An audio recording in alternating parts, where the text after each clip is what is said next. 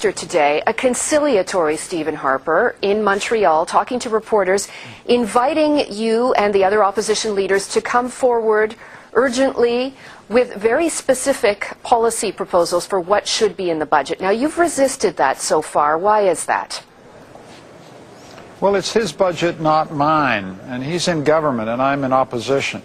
My job is different than his. My job is to figure out what are the questions we need to ask of this budget to decide whether it's in the national interest. And those questions are, does it protect the most vulnerable in our society? Does it make investments that give us a better future?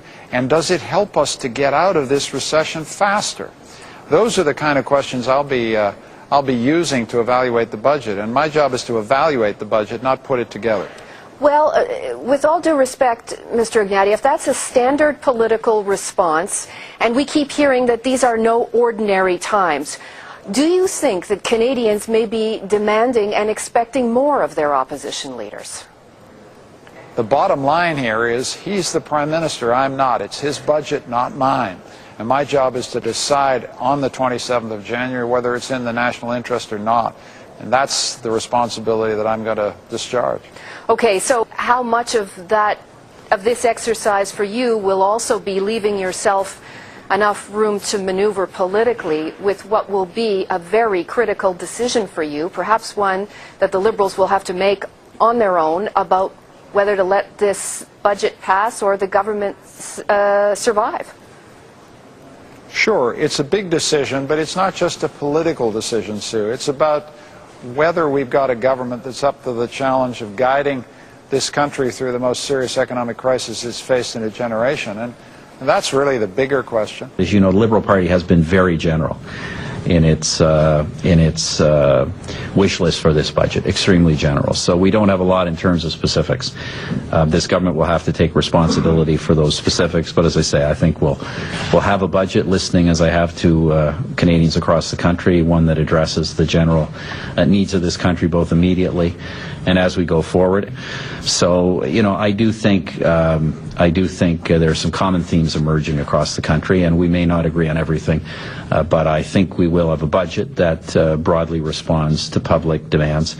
Obviously, we will not do things that we think are not in the public interest, and that's, you know, a bottom line for any government, but we are listening, and I hope we'll find some consensus.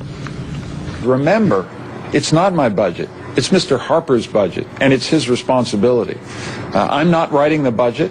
I'm not in consultation with Mr. Harper about the budget. What I've said is I will evaluate the budget when I see it and make a judgment in the national interest. I want to be as productive and constructive as I can at that point. But he's the one who has to take the responsibility. The key question is, who takes responsibility? It's the Prime Minister's responsibility to write that budget, not mine. Remember the context. We are not living normal times. We are living a truly exceptional and extraordinary period, which is Mr. Harper's responsibility alone. Liberal leader Michael Ignatieff met reporters today holding the fate of the government in his hands. As Canadians were watching and digesting the contents of the federal budget last night, so too was Ignatieff. With the NDP and Bloc Québécois firmly and publicly against it, ready to vote it down, his decision was the one that would count. Somebody gonna get hurt real bad. That was my dad's threat, right before he beat me, every single time. Oi, Russel! Somebody gonna get hurt real bad. I hated that threat. You know why? Because he'd always say somebody. He'd never tell you it was you. I mean, you knew it was you. But he'd give you this hope.